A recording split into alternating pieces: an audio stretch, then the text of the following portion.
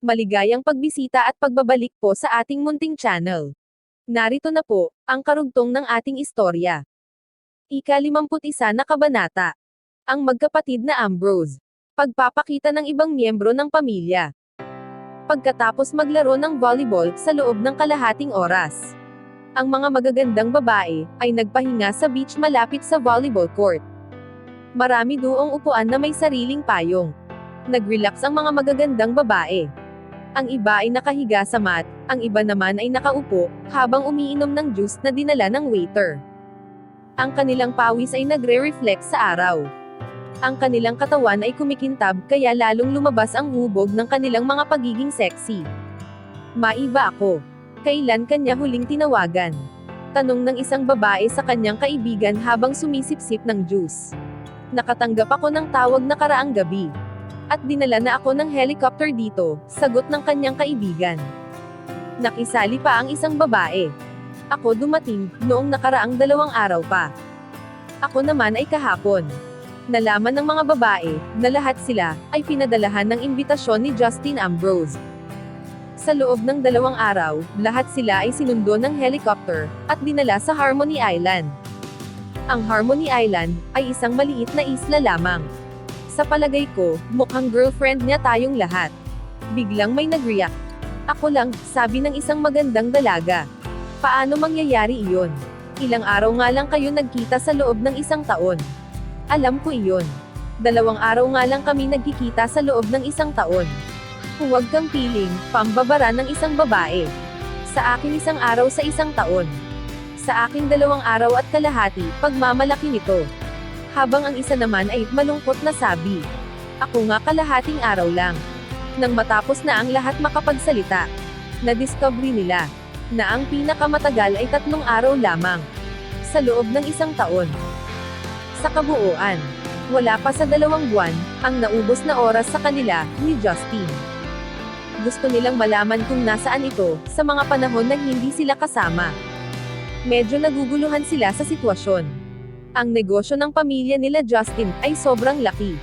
Kahit na umabot tayo sa 1,000, gugustuhin ko pa rin siyang makasama, sabi ng isang babae. Tama, sagot ng isang babae. Ang lahat ay sumang-ayon. Habang nakatago si Alex sa damuhan, ay nakikinig ito sa usapan ng mga babae. Sa isip niya, ang lahat ng magagandang babae na ito, ay dinala ng kanyang nakababatang kapatid. Hindi pa niya nakikita ang kanyang kapatid sa loob ng 7 taon. Pero open sila sa isa't isa. Ngumiti si Alex nang maalala niya ang nilalaro nilang magkapatid noong bata pa sila. Hindi ba nabanggit ni Justin kung bibisitahin niya tayo ngayon? May nakakaalam ba kung bakit tayo pinapunta lahat dito? Tanong ng isang babae. Ang lahat ay nagtinginan ng may pagtataka. Nagtaas ng kilay, ang isang babae at sinabi sa lahat. Nakapagtataka, bakit niya gustong magkaroon ng maraming magagandang babae dito sa isla? Baka ipapakilala pa sa atin, ang iba pa niyang girlfriend. Nagtinginan ang lahat ng babae sa kanya ng matalim.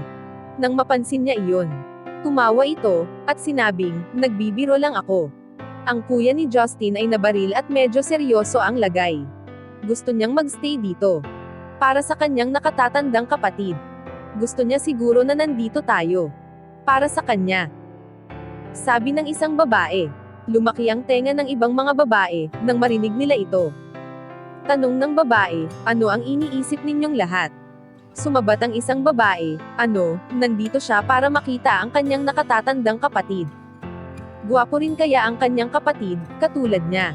Kung hindi ko talaga makukuha si Justin, siguro ang kanyang kapatid na lang. Kailangan ko talagang makilala siya. Ngayon na ba? Tanong ng isang babae.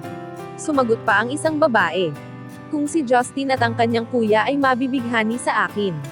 Sa palagay ko, masisiraan ako ng bait habang masaya. Pakakasalan ko silang 2. 2 araw kay Justin. At 2 araw sa kanyang kapatid. Naubo si Alex habang nakikinig. Nasabi niya sa sarili. Mukhang open silang lahat sa mga bagay-bagay. Ang kanyang pag-ubo ay nakaagaw pansin sa mga babae. Sobrang abala ng mga babae sa pag-uusap tungkol sa 2 lalaki, kaya naman hindi siya napansin. Dahil sa narinig nila, sumigaw ang mga ito sabay-sabay. Sino ka? Lumayas ka dito, sigaw ng isang babae. Sabi pa ng isang babae, bakit ka nakatingin sa amin? Bastos, sigaw pa ng isang babae. Maduming siraulo, galit na sigaw ng blondie na babae, at nagbigay pa ito ng dirty finger. Si Alex ay nanatili sa kanyang pwesto, at walang sinasabing anuman. Napatahimik na lang siya sa mga insulto na ibinigay ng mga magagandang babae. Sinabi ninyo kung gaano ninyo ako gusto makilala. Sa isip niya. Stupido, tingnan mo nga ang sarili mo. Huwag kang magpapakita sa amin, alis, sigaw nito sa kanya. Nagpasya si Alex na hindi na magpaliwanag sa mga babae. Kung malalaman nila na siya ang nakatatandang kapatid ni Justin, baka hindi pa siya makaalis. Yumuko siya, at tumalikod, naghanda na umalis. Sa pagkakataong iyon, isa pang babae ang naglalakad patungo sa kanya. Ang kanyang halimuyak ay nagpakalma kay Alex. Sobrang ganda, at sobrang bango. Ang lahat ng babae sa beach ay magaganda pero walang makakatapat sa ganda ng babaeng bagong dating. Nanginig ang kamay ni Alex, at nalaglag niya ang isa niyang saklay. Napansin ng babae na nakatingin si Alex sa kanya. Hoy, talunan. Hindi mo alam kung gaano kakaswerte sa pagkakataong makita ako. Masyado siyang abala sa pagmamalaki sa kanyang sarili, habang sinasabi iyon kay Alex. Hindi niya napansin ang saklay sa kanyang daraanan. Napatid siya. At mabilis na natumba.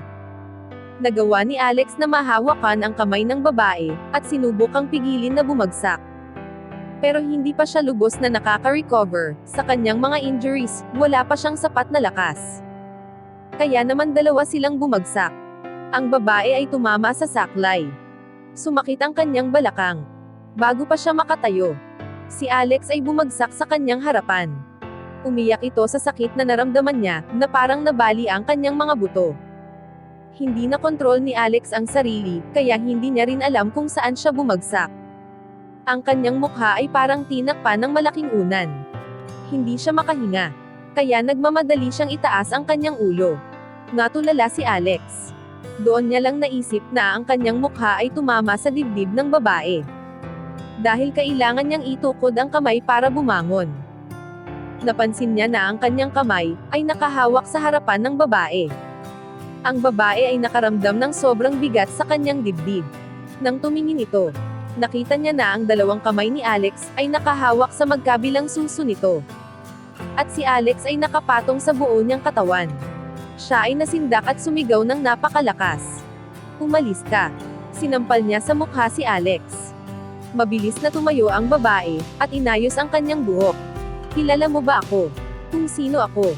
Sigaw nito habang nakaturo kay Alex. Stupid ka. Ako ay kasintahan ni Justin Ambrose. Ikaw ay nasa malaking panganib ngayon.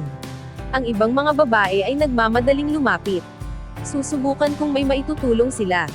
Sa pagkakabigkas ng mga babae na pagtawag sa kanya, nalaman niya na ito pala si Freya Morrison, ang pinakapaboritong girlfriend ni Justin, at ang ibang mga babae ay sumusunod sa kanya. Ipinagpatuloy ni Freya ang pagsigaw kay Alex. Ang paghawak sa akin. Pagsisisihan mo ito kung bakit ka pa ipinanganak. Ang mga kaibigan nito ay nagsimula na ring sigawan siya. Hindi ako makapaniwala sa maruming ito. Ang kapal ng mukha mo para hawakan si Freya. Mayroon ka bang hihilingin bago ka mamatay? Sa palagay ko dapat natin putulin ang kanyang ari. At tingnan natin kung umulit pa iyan. Sige. Pagsang-ayon ng isang babae. Tatawagan ko na ang security sa island, at sabihin kung ano ang ginawa ng bastos na ito. Natulala si Alex sa mga ipinapakita nito. Kaming lahat ay girlfriend ni Justin Ambrose. Poprotektahan niya kami, wika ni Freya, na buo ang loob. Sumang-ayon naman ang iba pa. Dahil sa ipinapakitang pagsuporte ng karamihan, lumakas lalo ang loob nito. At kampante na sinabi iyon kay Alex. Maghintay ka lang. Si Justin na ang bahala sa'yo. Dahil girlfriend silang lahat ni Justin Ambrose. Kumbinsido silang lahat na mas higit pa sila kaysa kay Alex. Dahil sa katulad lang ni Alex ang pananamit ng mga trabahador. Walang hiya ka para tingnan ako ng ganyan. Pinulot ni Alex ang kanyang saklay at tumingin sa kanilang lahat. Sa totoo lang, gusto niyang umalis ng tahimik. Medyo nagilty siya ng kaunti para kay Freya. Pero ang lahat ng babae, ay hindi man lamang siya binigyan ng pagkakataon makapagpaliwanag. Marami silang sinabi na pang-iinsulto kay Alex. Kinamumuhian nila ako ng sobra. Sa isip niya, dahil gusto ninyo akong dalihin, tingnan natin kung ano ang nagawa ninyo. Kinuha ni Freya ang kanyang cellphone, at tumawag sa head ng security ng island. Tiningnan niya si Alex ng matalas ng ngiti. Pero nang pipindutin na niya ang call button, isang boses ang narinig sa kanilang likuran. Nang marinig nila ang boses, ang mga galit na mukha nila ay napalitan ng sorpresa. Tumingin sila sa pinagmula ng boses, at nang makita nila kung sino ang dumating, sumabog ang kaligayahan nila. Justin, sigaw ng mga babae, na parang nanalo ng jackpot. Mabilis na nakalimutan ang lahat ng tungkol kay Alex, at mabilis na tinungo si Justin. Si Alex ay naiwang mag-isa. Pinanood niya si Justin na nakasuot ng mabulaklak na short at damit. Nakasuot ito ng malaking sunglass. Binuksan nito ang kanyang braso, para i-welcome ang kanyang mga girlfriend. Dahan-dahan lang, wika nito. Pero huli na ang lahat. Napapaligiran na siya ng kanyang mga kasintahan. Pinagpuwersahan siyang pinaghahalikan sa mukha. Ang kanyang mukha ay napuno ng marka ng lipstick. Umubo si Freya ng ilang beses. Nang marinig ng mga babae ang kanyang boses, naiintindihan na nila iyon. Nagbigay sila ng daan para dito. Si Freya ay nahihiyang naglakad patungo kay Justin. Inilagay ni Freya ang kanyang kamay sa ulo ni Justin, at hinalikan niya ito ng mariin. Walang masabi si Justin. Dapat purihin kita dahil sa pagiging moderno. Sinong nakakaalam na hahalikan mo ako ng may passion? Justin, sa wakas nandito ka na. Ang mabahong trabahador ay hinawakan ako. Sinabi ito ni Freya, habang medyo umiiyak, at itinuro si Alex sa hindi kalayuan. Hinawakan niya ang balikat ni Justin, para patutuhanan ang kanyang sinabi. Hinawakan niya ako. Kailangan mo siyang turuan, na huwag na akong hawakan. Totoo iyon, hindi niya lang hinawakan si Freya. Pinanood niya rin ang aming mga katawan. Justin, pakiusap, tulungan mo kami. Nagalit si Justin. Sinabi niya kay Alex, ang lakas ng loob mo na hawakan ang girlfriend ko.